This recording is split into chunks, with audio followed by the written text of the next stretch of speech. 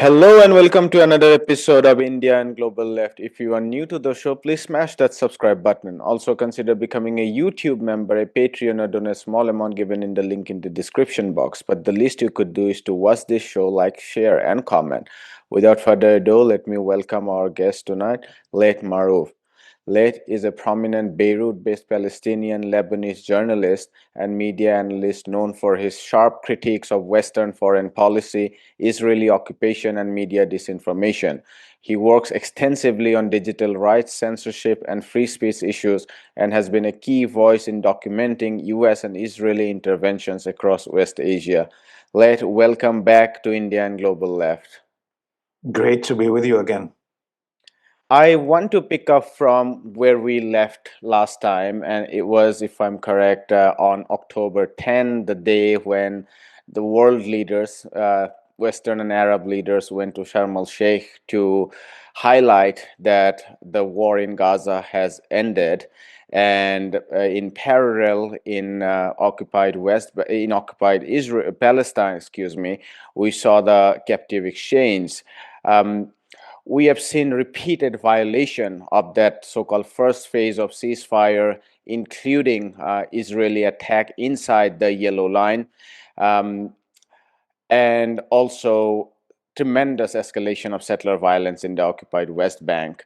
How would you describe the developments since October 10 when we spoke last time? I mean, it was expected, everything that happened after, to anyone that has read the history of the region and or the treaties that the West has signed over the last 600 years with any population, peoples that they attempted to colonize.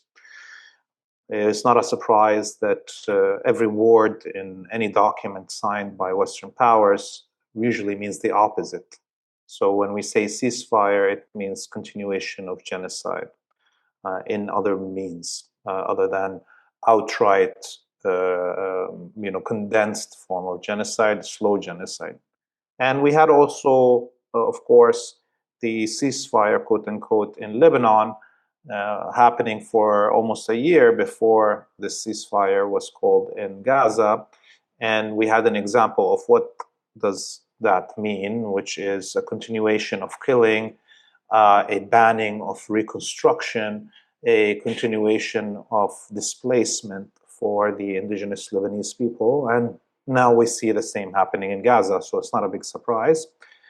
And that summit that we saw in Sharm el-Sheikh was, the first moment that all the Arabic and Muslim vassals in 100 years felt safe enough to come out and kiss the feet of the imperial masters and openly support Jewish supremacy, colonization of Palestine without fear. For 100 years before that, there was always some central Arabic state that resists and or central Muslim state that resists, that shamed all the collaborators, and they would have to hide their collaboration. Now they feel with the fall of Syria, with the assassination of Sayyid Hassan Nasrallah and the assassination of the majority of the leadership of the Palestinian and Lebanese resistance, and in reality, the fact that there's no more Arabic central state like Egypt, Iraq, or Syria that could compete or threaten the rule of these vassals, they do this publicly. Even with Pakistan right now, as we saw joining this club, or Indonesia, those countries never dared do something like that, no matter how close they were to the United States as vassals before, with the existence of figures like Jamal Abdel Nasser or Hafiz al-Assad or Bashar al-Assad. Now the stage is set for self-humiliation in public for these Muslim and Arabic leaders. I wanted to stick to Palestine, but I would come back to the larger picture in the region. And I wanted to discuss a lot of media attention has been going on into this so-called peace plan proposed by Trump, and the drafts have been circulated within the United Nations Security Council. And if I'm not mistaken, tomorrow there might be a voting on that. We've seen parallel drafts proposed by China and Russia jointly that do not have Trump and Blair as the board of peace, quote unquote, and they have said that the international stabilizing forces have to be kept directly under the United Nations as the reconstruction in Gaza goes on. My own sense is, given Haaretz and other Israeli press has been reporting on how Israeli minister Israel Katz, Bezalel Smotrich, Itamar Ben-Gvir, Gideon Sar and others are saying that no Palestinian state is possible, period, and we are not going to allow that to happen. And given the clout of the lobby in the United States and much of the Western world, my own sense is that it's a theater that the West is doing inside the United Nations because they cannot disobey their masters who are hooked into Tel Aviv and the whole Zionist lobby. What is your reading of this media coverage about the United Nations, about, let's call it the Trump peace plan, quote unquote? Yeah, I mean, it is an attempted recolonization, not in the name of the Zionist colony, but in the name of its imperialist sponsors. But of course, we can argue which is the dog's tail, which was the dog's head about Zionism and imperialism at this moment. But putting that aside for a second, this will be the first time since 1948 that, if it's approved, at least with the Security Council, that we return to the mandate of colonialism. League of Nations authorizing colonialism in other names, now being the United Nations doing so. Of course, the Palestinian people will resist any occupier, no matter their religion or their color or their linguistic group that they come from. And the Palestinians have resisted the British and the Ottomans and the Crusaders. So it's not going to make a difference. And now, I have a feeling that Russia and China will not veto this proposal. They may change a few things and take out the direct colonial, rule by Blair as a viceroy of the colonial power, but they will still most probably approve it.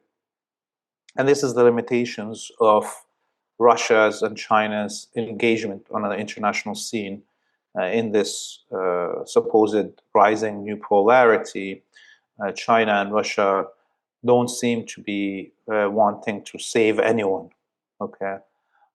In fact, it feels like what we saw over the last 2 years happening is that Russia and China were enjoying that the West is expending all its propaganda power, expending and expunging all its military power and financial power to kill Palestinians and Arabs and Muslims. They are happy, it seems like, that the West is just burying itself deeper and deeper into the abyss of the genocide of the Palestinian people. It may sound like a sound strategy from a point of the Chinese wanting to be able to continue accelerating their technological advancement and military buildup, or it may sound good for the Russians to have some of that pressure lifted from the front lines of Ukraine to be in the killing fields of the Arabic world. But the truth of the matter is that if there is no Arabic people resisting today, if there wasn't Palestinian and Arabic peoples and Muslim peoples resisting for the last 35 years since the collapse of the Soviet Union, the hordes of the West would have been at the gates of Moscow and Peking. So even from a selfish point of view for China and Russia, their insistence on staying out of the battle in the Arabic world or greater Syria or Palestine is actually going to work against them. So the Palestinian people have been able to hold the hordes at bay for 2 years, but can they be expected to defeat the empire, the combined might of the empire, openly if these military forces come down to the ground in Gaza? That's a big question. I have a lot of hope in my people, but the odds are tremendous, as we see. I think there is a connection between what you said in the first part and what you said just about the division within the Arab states, what you called as basically the collaborators with the Western colonial powers in the region, and might be there is a link of that with Russia and China. This is not to not to forgive them about their lack of proactive actions, but there might be a link about Arab nationalism's weakening, or as these powers decided to collaborate one by one with their Western masters, in not seeing stake in investing in the region. I wonder if you would agree with that line of thinking. I'm wondering because given Russia had invested in Syria since 2013, and a line of argument is that Russia and China do not see viable states around which they can build up the resistance. Now, of course, this undermines a little bit, or maybe not a little bit, but undermines the huge and enormous resistance of the Palestinian people themselves and people in Lebanon. But it is also true that there are not enough strong states that fit the larger sort of geopolitical game, if you like, where great powers tend to intervene in. I wonder what your thoughts are on what I just said.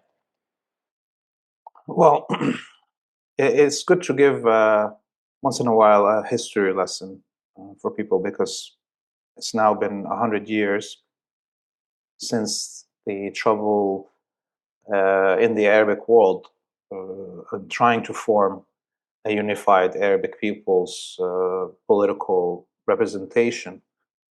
The way I can describe it is this: prior to World War I, if you look at the population distribution in the Arabic world, you have the Levant, Greater Syria region, and you have the spine of the Hijaz and Yemen, down from the Greater Syria, and you have the Nile Valley and the Atlas Mountains in Greater Morocco or Maghreb.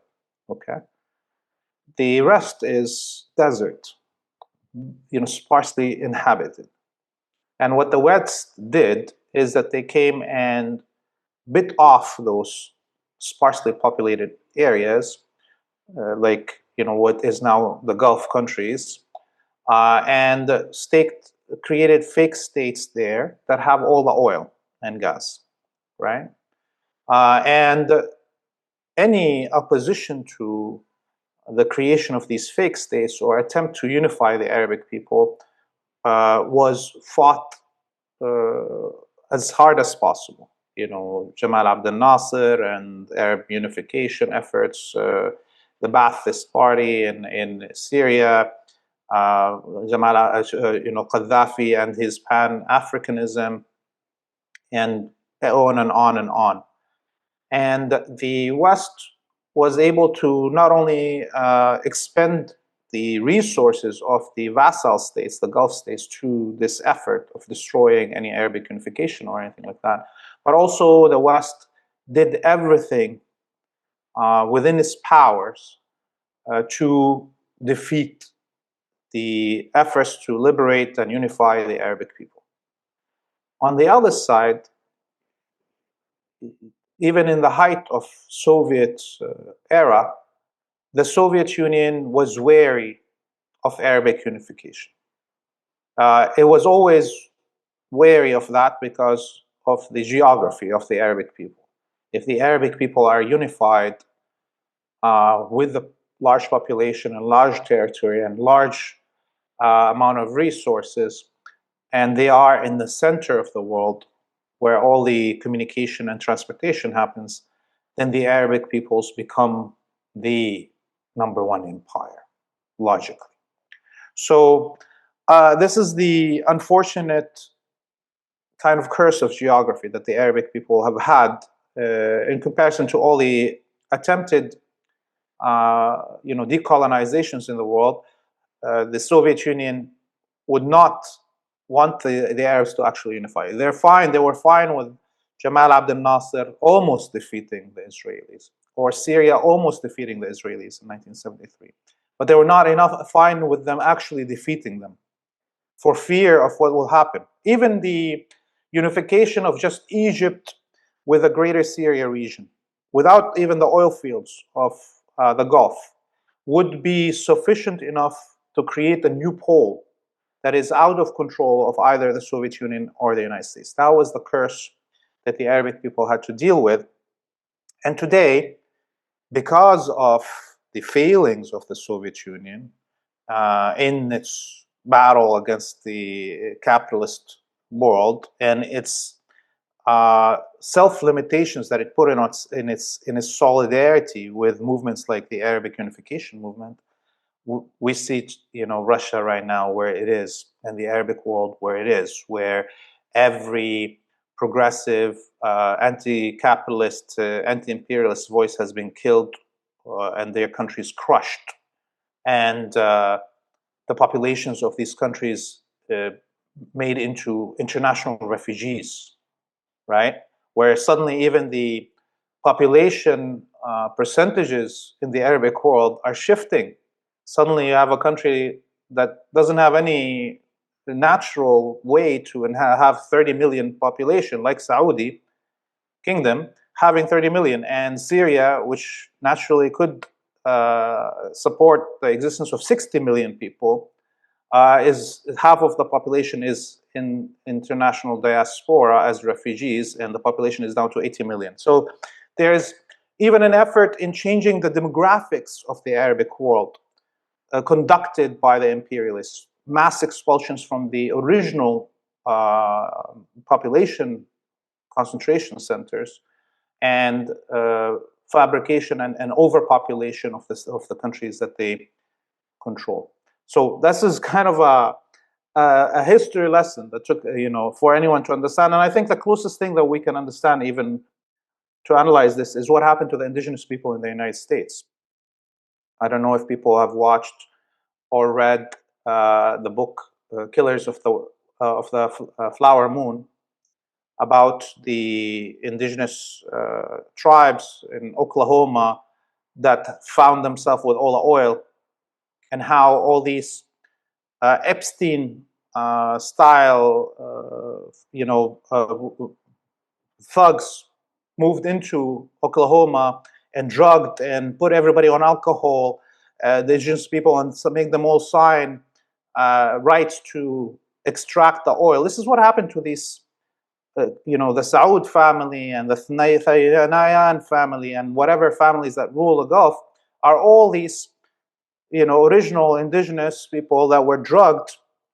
What we see right now with the Epstein files coming out, that Mohammed bin Salman sent a tent to Epstein, that shows you how these leaders of these countries are drugged up alcoholics, pedophiles, that have so many vices. They don't even know how to read Arabic, most of these leaders even, or speak Arabic fluently. They speak like they're on drugs all the time. And they have multiple handlers that control how their money is used and so forth. And this is what China and Russia is deciding to do business with now. They're deciding to do business with these, for lack of any better word, retarded pedophiles that have all these Zionist handlers behind them. Of course, Russia and China are not going to end up, gaining much from this, no matter what they think is happening to the liberation movement in the Arabic world. It reminds me, I was reading Professor Rashid Khalidi's 100-Year Wars. I was rereading because I'm hosting him on the 19th, and he writes about the history during the, I mean, it's a 100-year history, but the initial part talks about the role played by Jewish capital in populating Palestine with Jewish populations, of course, in the interwar period. And he gives us statistics that 4 times of the gross national product of the Jewish population in Europe was pumped into Palestine in those interwar period to populate the region with the Western settler colonizers. That did set the stage for eventual large-scale expulsion of the indigenous population between 36 and 39, but massively half of them in 1948. And I'm seeing similar things. I mean, if this so-called Gaza plan and, if they proceed forward, Western capital would be used to completely repopulate these regions to fracture Arab nationalism. Um, I wanted to ask one more question about what should be our terms of discussion about the Palestinian struggle forward, because the Western media has been focusing on these trivial episodes, or even if they're not trivial, the terms of discussions are completely wrong.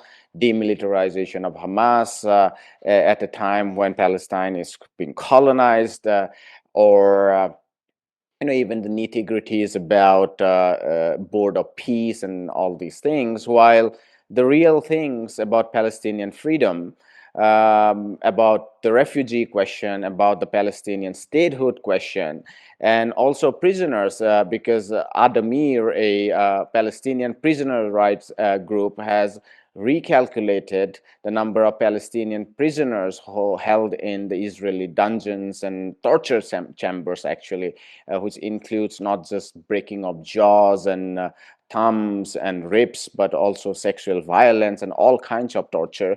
They have calculated that 9,200 Palestinians have been held in these torture chambers. And now the Knesset has moved for death penalty for anyone to be alleged of racism against Israel. These things have been completely brushed aside, and we are told about these nitty-gritties and bureaucratic stuff. So for those of us in the alternative space, what should be some of the terms and conditions? So what should be some of the things that we should be talking when we are focused on the Palestinian freedom movement?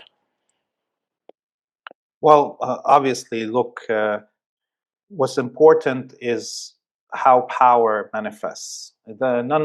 Everything that's written, the word, philosophical discussions, the analysis of what this power or that power said is irrelevant in the end when we're talking about a liberation movement. We have to look at actions and the implementation of power. And up until now, in this 100 years war, or the century of humiliation of the Arabic peoples as a whole, the Palestinians and the Arabic peoples have not been defeated, even with all these depressive things that we talked about. Even with the fall of Syria, there's still a living Arabic people and a living Muslim peoples that reject colonialism and domination by an outside power. So, and as we saw, the empire expended all its propaganda and military power and have not yet defeated the Palestinians. In fact, the Palestinian peoples have defeated the whole empire propaganda machine, a resounding defeat, unseen since ever. The whole West is naked now in front of the world, not only about Palestine, but about every propaganda point that they had in their propaganda machine populating our minds for the last 100 years. So this is where we as peoples outside Palestine, whether we are inside the imperialist core or not, we need to concentrate on. One is trying to become more clear in our language, because there's a collective consciousness on a global human scale right now about what is Palestine, what are the crimes committed against the Palestinians, what's the problem with Zionism and the existence of a Jewish state. So when we're talking to these already enlightened masses, okay, that have this collective consciousness, that also we have to acknowledge that they don't have the PhD level of information that me and you may have about the 100 years history, right? So in this sense, we need to be creating propaganda terms that invoke emotional reactions, that without having to write an explanation to this propaganda term, it explains itself. For instance, in my mind, I have tried, and I'm trying to kind of program myself to use this word, Jew-sader, like instead of crusader, Jew-sader, okay? Or Jew-sades instead of crusades. And the Jew-sader colony. Why? Because when we use the word Zionism, even with this collective consciousness that has emerged after the genocide or during the genocide in Gaza, still people don't fully comprehend this term Zionism, right? And but when I say Jew-sader, it's already understood. This is a foreign occupation, colonization in the name of religious aims, and it's going to be genocidal and ethnic cleansing. That's the natural in the word, all of it. There's no discussion anymore about it. That's one thing. The other thing that we can do is, once we are now all agreed that the problem is Jewish supremacy and this concept of a Jewish state and a Jew-sader colony, then we look at how can we dislodge Zionist control of Western governments and Western elites. How can we dislodge it? In my mind, there's only two paths forward. Either we recapture the state, which will require us as non-Jews to curtail the power and presence of Jewish organizations, because all official Jewish organizations are Zionist, which is authoritarian and would lead to the Jewish community in whatever country maybe escaping to the Zionist colony, actually enforcing the colonial process in Palestine. And the only other path forward is that actually those who call themselves Jewish anti-Zionists to take their responsibilities seriously and revolt within the Jewish institutions and Jewish temple. Up until now, all these Jewish anti-Zionists have been avoiding to have a confrontation, an internal confrontation, or an internal discussion. We see these so-called Jewish anti-Zionists speaking outwardly to the rest of humanity, to the majority populations in the US, in Canada, and whatever it is, and always avoiding a direct confrontation within their communities. Therefore, the Zionist control of Jewish institutions is guaranteed. There is no threat to it, okay?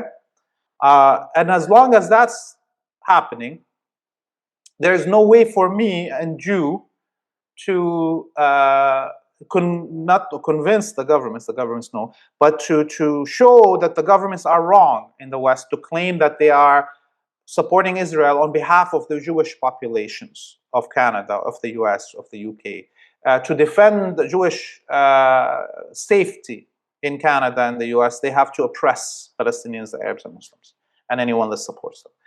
As long as there is no real challenge within the Jewish community. So we need to push these so-called Jewish anti-Zionists to take their responsibilities seriously. Otherwise, the outcome is going to be really nasty.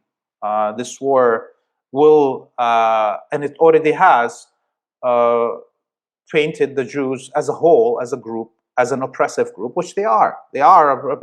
Palestinians are being killed by Jews, self-declared Jews. They don't call themselves Zionists. They don't call themselves Israeli. Their nationality on their ID card says Jewish. The Israeli state calls itself Jewish state. The Knesset calls it the Jewish national identity law. And they are not identified as Israeli or Zionist. They identify as Jews. So this is one thing. And one way we can pressure these so-called Jewish anti-Zionists is actually to remind everybody that up until now, in 100 years, since the beginning of this genocide, there hasn't been one Jewish person that carried arms to defend either Judaism from Zionism or to defend the victims of Zionism or Jewish supremacy. Not one in 100 somewhat years. Not one martyr, not one Jewish martyr. Okay, we've had Rachel Corrie's and Thomas Hundle and others. We had Christians, we had Japanese people, we had Italians, Germans, black people die for Palestine or carry arms even for Palestine. But we haven't had one Jew do so. So there is no Jewish John Brown that tries to freeze the slaves, which causes a civil war in the United States that ends slavery. Okay, where is this Jewish John Brown that will carry arms against Zionists and cause a Jewish civil war that ends the Zionist project, okay, or Jewish supremacy in the land of Palestine? There's none. If people want to tell me, well, it's a modern time and guns and so on, okay, where is the Jewish Oskar Schindler? In 100 years, 140 years since the rise of Zionism, 140 years, not one Jew hid a Palestinian anywhere in historical Palestine from the Zionists. Not one. I mean, there was thousands of Oskar Schindlers, thousands, that helped Jews escape the Holocaust. Of all walks of life, Muslims and Christians and secular ones in Europe, including, the ambassadors of Pakistan and the ambassador of this and that. Many situations. Where is that Jewish Oskar Schindler? Where is that Jewish John Brown? If there is none, and this is why we have to constantly speak to these anti-Zionist Jews and try to shame them into action.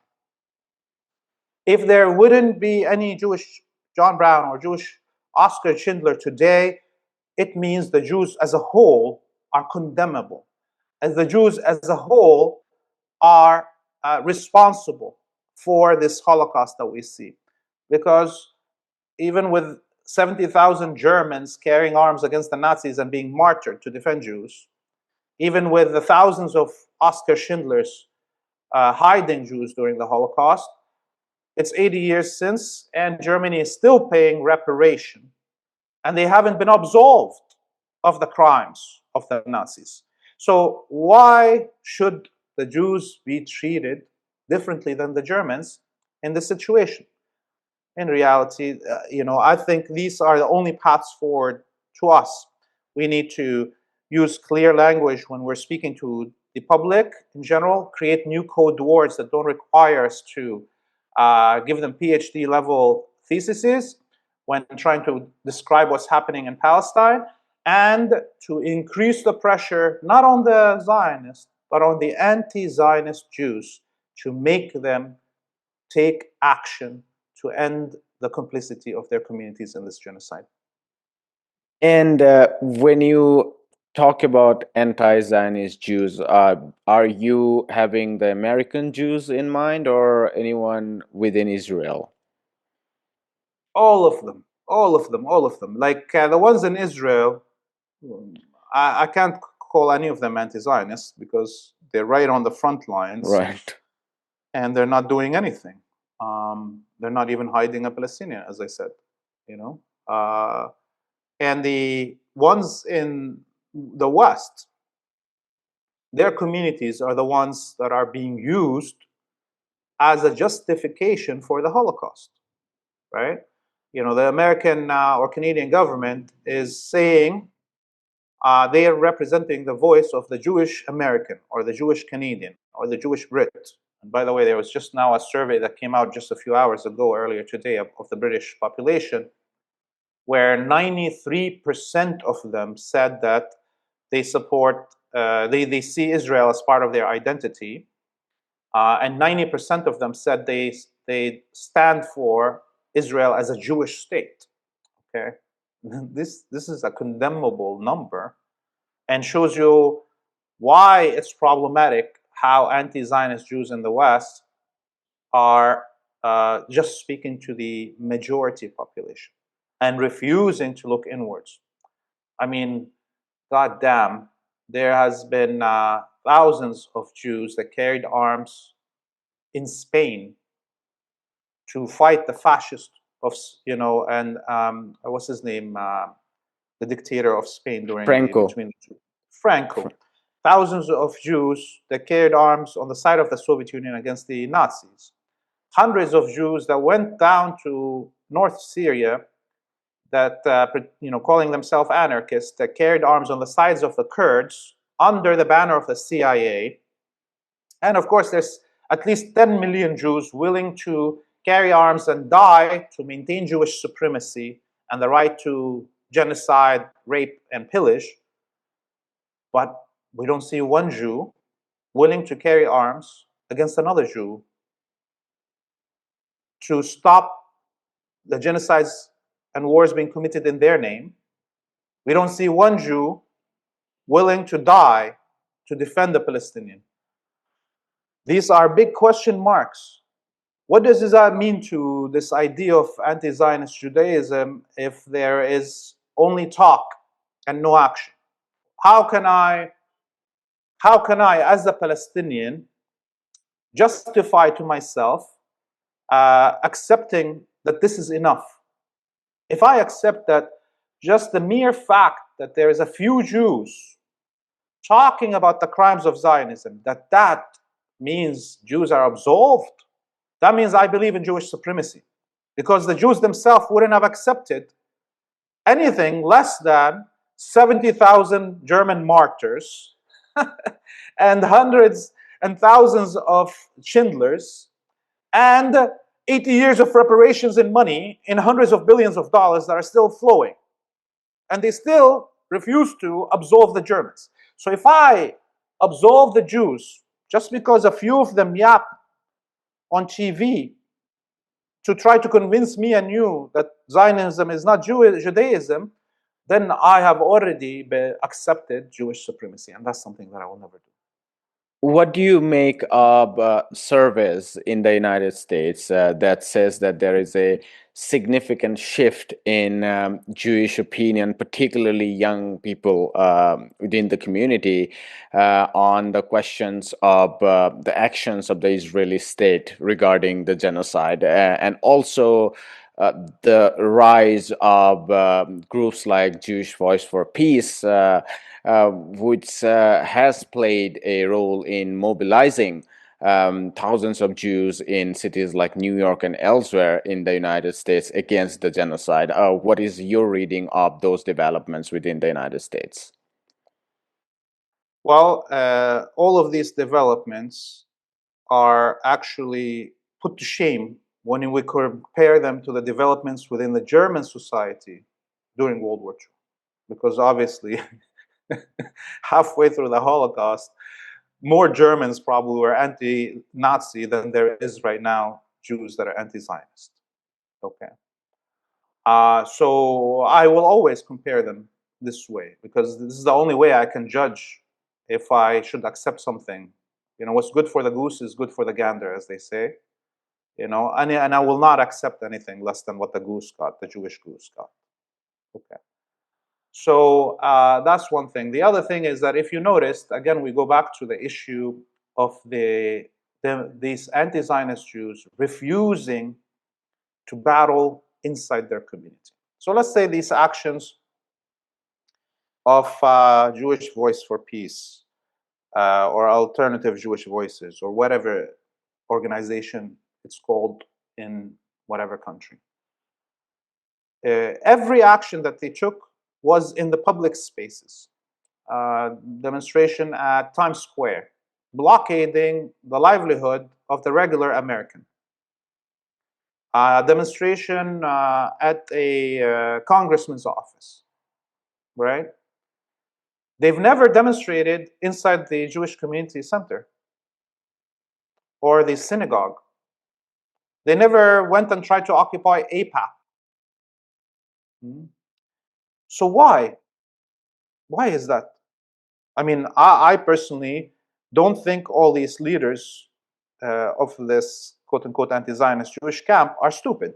I mean, for the most part, I see the alternative media parading them as the most enlightened, smartest people on the planet. Another fallacy of Jewish supremacy. But let's not bog ourselves there.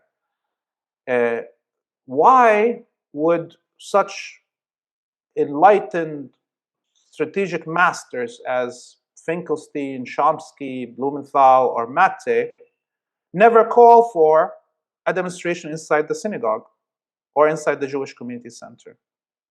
Why does all these speakers insist to speak in common public spaces like a university or a lecture hall or a theater hall, but never inside the synagogue or the Jewish Community Center? Why aren't they lecturing inwards? They're preaching to me and you who are not Jewish. What is Judaism? And trying to convince us as if we're going to be converts to this Judaism that they are pitching as liberationist and as anti-colonialist, as anti-imperialist. While they don't want to pitch and preach to their own community. Does this make sense? Of course, it doesn't make sense. I don't think they're stupid. So they're making this choice personally after thinking about it. They're deciding, I'm not going to do this fight. I don't care what the Jews think. I want the rest of the world to think about Judaism better. But in reality, the actions of Judaism didn't change. Okay, there's the opinion of the world about what's the difference between Zionism and Judaism, but what is Judaism in material terms? How it is manifesting Judaism in material terms? It is manifesting as Jewish supremacy, as genocide, as treachery, as pedophilia, all of these things. This is how it's manifesting. So I think, in a way, up until now, the anti-Zionist camp has succeeded in one thing, which is to moderate our anger towards the Jewish institutions as non-Jews. That's the only thing they managed to, lighten the fire in us against standing up and having a demonstration inside a synagogue, right?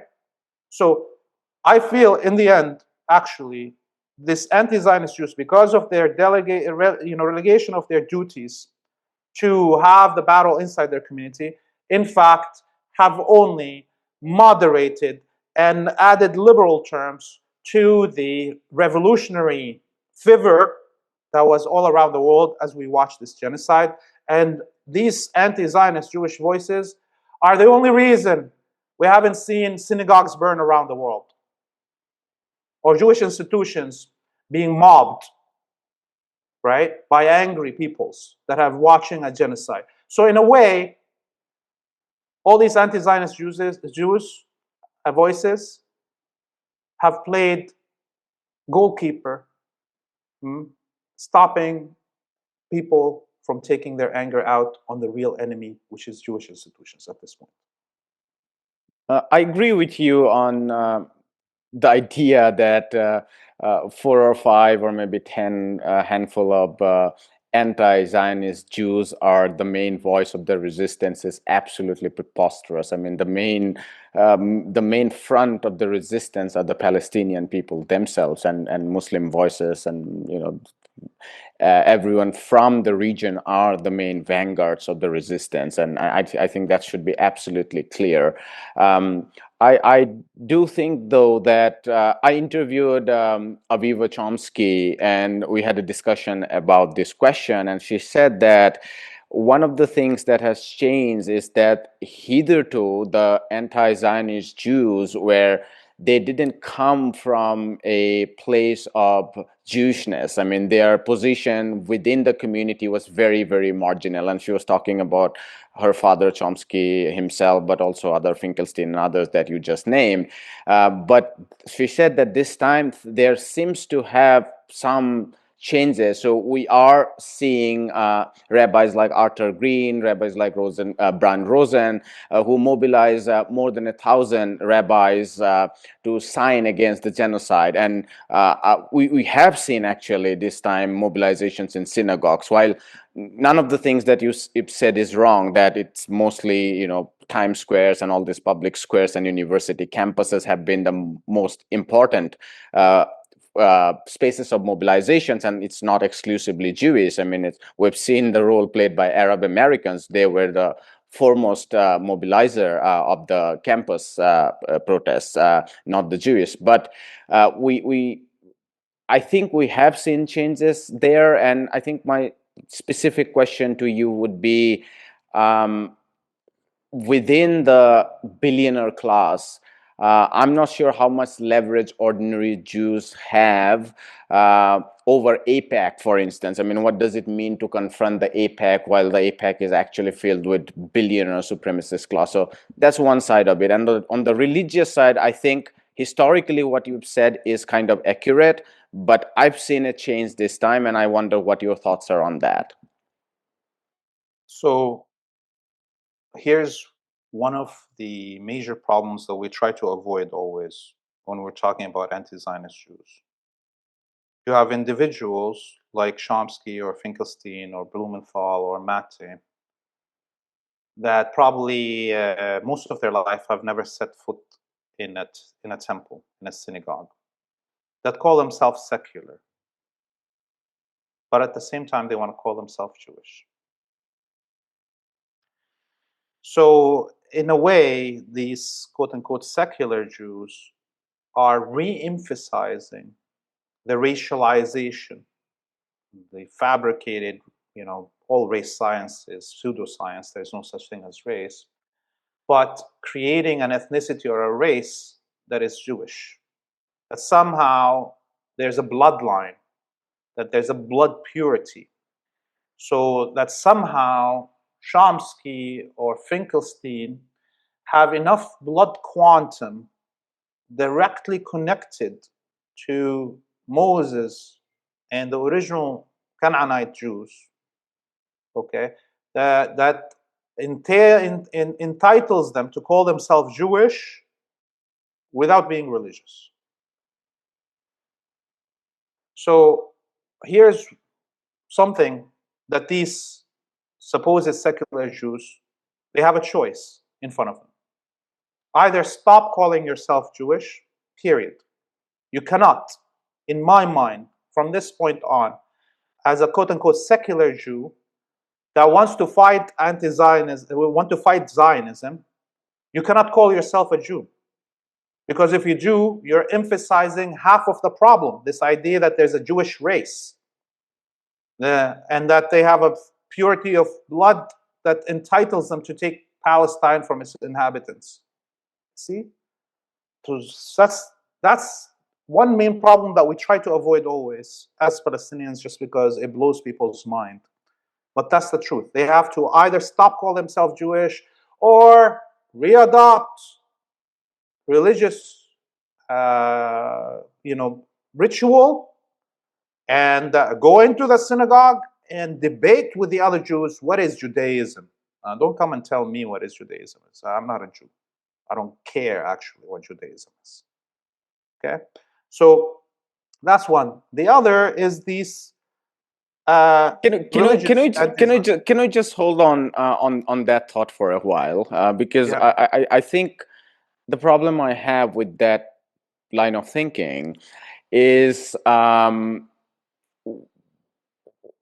we've seen this elsewhere. For instance, in India, for instance, when you belong to an upper caste, there would be people from the upper caste community who might like to say that I don't have any caste and I would not like to use surname and so on. But the Dalit movement and what is called as the Bahujan movement in India, people, the rebellious, assertive movement from below would say that you can't say that you don't have a caste because you have all the privilege. Even by not being a member of our community, you have that privilege of not belonging to the oppressed caste. So under such condition, it's become extremely difficult to declare that you don't belong from an upper caste. It's just as how white in the United States, it would be problematic for any white person in the United States to say that I am not white.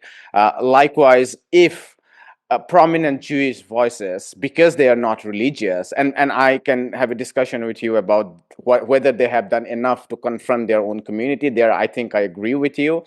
But just to say that because I don't believe in the religious rituals, I would just disavow my Jewishness is in itself a problem, because Jewishness is also an identity that goes beyond religion, isn't it? Okay, so I agree with you on the first part when you're talking about how the caste system and whiteness and how you can get out of it and privilege and class. But in reality, Finkelstein or Chomsky are, German, Slavic, white. So even if they say I'm not Jewish, they still will retain their whiteness, which is the actual problem, right? We understand that Zionism is just an offshoot of white supremacy and white imperialism and colonialism with Jewish characteristics and use of mythology from Judaism to justify this white supremacy, right?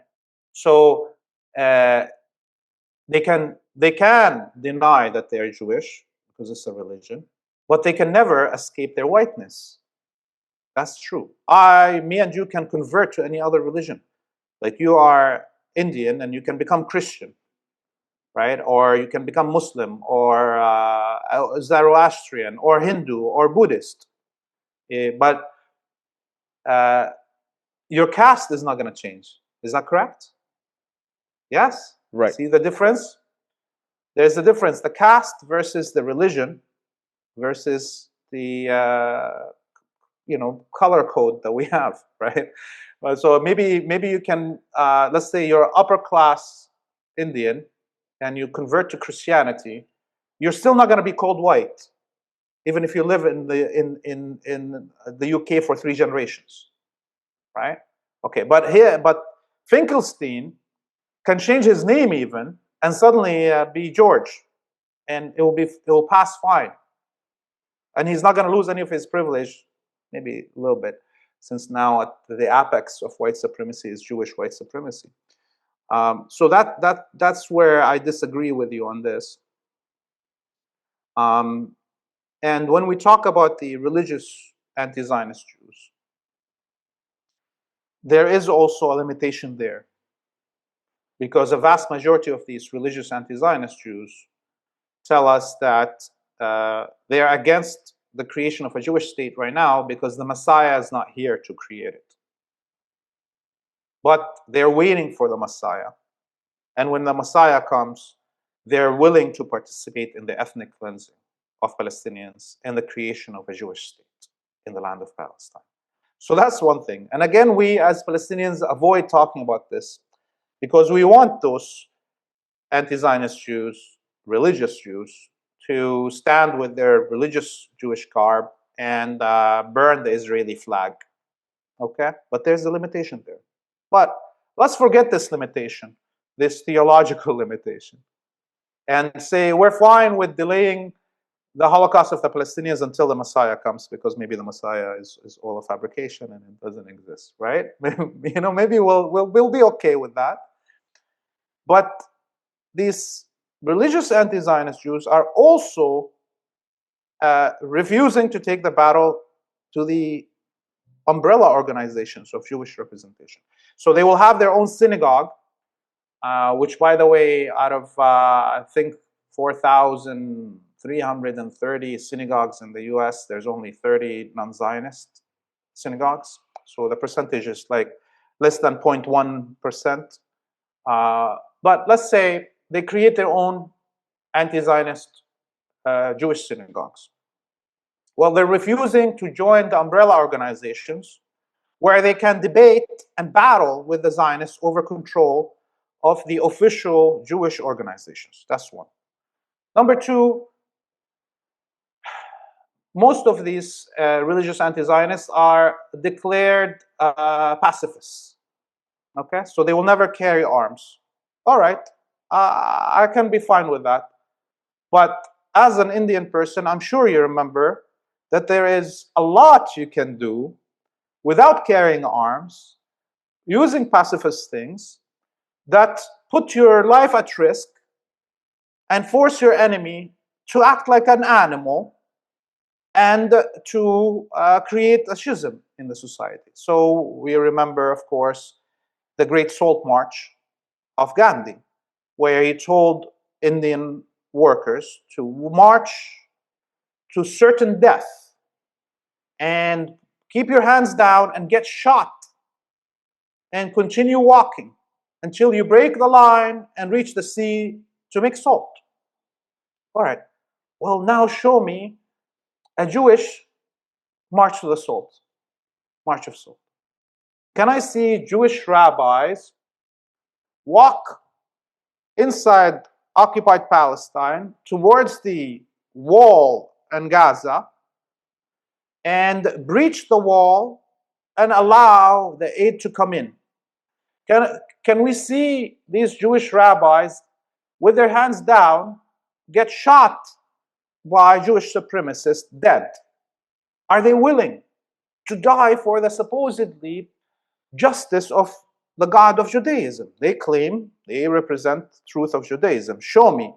Are you willing to die for this truth, even if you don't want to carry arms? And up until now, there's none. So until I see these Jewish rabbis marching and willing to get shot and killed to break the siege, at least, or to hide and protect Palestinians in the West Bank that are getting lynched, there's no point for me to wonder what does this anti-Zionist religious Judaism means, because the reality that we see, it means zero. It means nothing. It's a lot of talk, but it means nothing. And finally, here I want to say this, look, even these anti-Zionist religious Jews are willing to commit suicide, not to serve in the Israeli army. We saw multiple of them. Every year, they throw themselves from buildings every time the Israeli military comes to try to take them to the army. They're willing to die, commit suicide, not to participate in the genocide, but they're not willing to die stopping the genocide. This is another shocking factor. If you're willing to throw yourself from the top of a building not to serve in the Israeli army, why don't you just put on a suicide belt and blow up a Zionist barrack or something? You're dying. Okay, don't put a suicide belt on yourself. How about you just throw yourself in front of the tank? I think Why? I agree that if you raise the bar that high, then I certainly agree that anti-Zionist Jews are nowhere close to what should be done, if that is the standard that we raise for them. But then it also makes me, and perhaps it's different for you and me, because I'm a completely outside, I mean, not completely outsider, but I am a third party, more distant than what you are. And I understand the passion with which you are speaking, because you are much more directly affected and you are there much closer to set where the scene of settler colonial expansion has been happening. But then I ask myself that, is that applicable for me as well, or is it just because I'm not a Jew I can just sit in front of my laptop and I can talk about these crimes and I've done enough, while just being a Jew your bar suddenly is sort of go to the Israeli front lines and die fighting your own soldiers. I also disagree with your analogy on suicide and not, dying fighting them, because those who try to escape participation in the army and suicide, there are options where uh, it's a terrible life. Maybe we'll even die in the battlefield, so maybe we escape.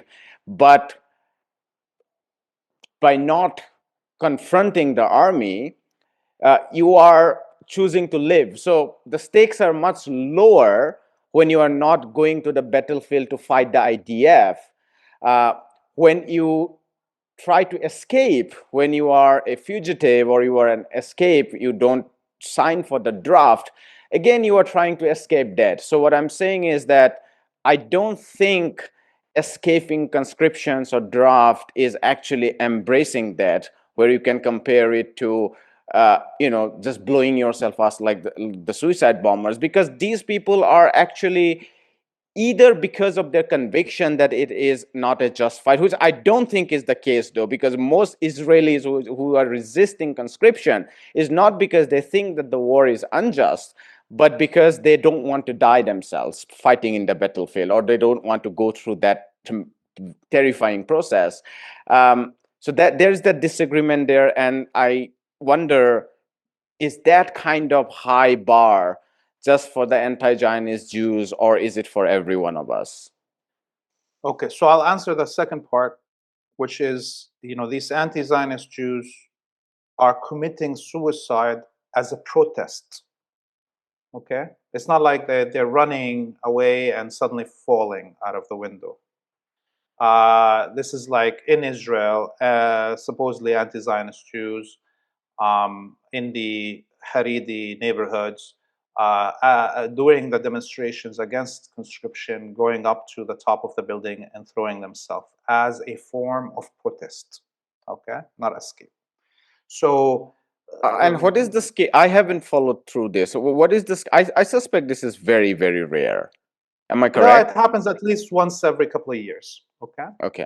so I'm not saying that. I mean, it'd be enough for me if once every 2 years an anti-Zionist Jew uses his life to make a point of protest against the genocide.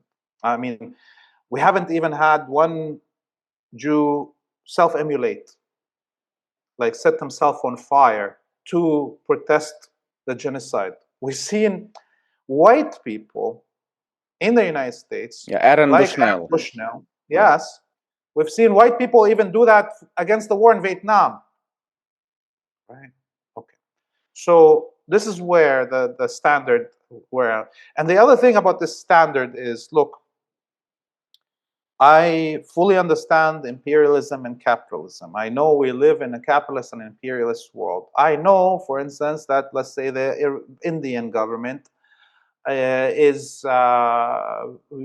responsible partially for the genocide that's happening in Gaza, whether it's by sending weapons and or buying weapons from the Zionists, and or sending the indentured workers to the Zionist colony to fill the gap of the Palestinian working class. There's even mercenaries, Indian mercenaries on the ground. Okay, but the whole empire is not saying that it's genociding the Palestinians to save India or Indians. The declared open reason to justify the genocide of Palestinian peoples, Arabs and Muslims in general, is Judaism, Jews, and the safety of Jews. That's the declared. Whether I disagree with it or not, whether it's the imperialist, using and abusing Judaism and Jewish people, that's a theoretical debate. But the fact is, my genocide is not being conducted in the name of India or in the name of Russia or in the name of Nigeria, okay, or in the name of the UK for that matter, or the US. The US itself is saying, I'm going to kill every Palestinian and Arab and Muslim that stands in the way of Israel, the Jewish state. It's not saying, I'm going to kill you all if you stand in the way of imperialism and capitalism. Okay. So there's a level of responsibility and culpability, okay, that it differentiates. This is the sword and the shield that the imperialists and the capitalists are using to kill genocide. The sword is Judaism and the shield is Judaism. Okay?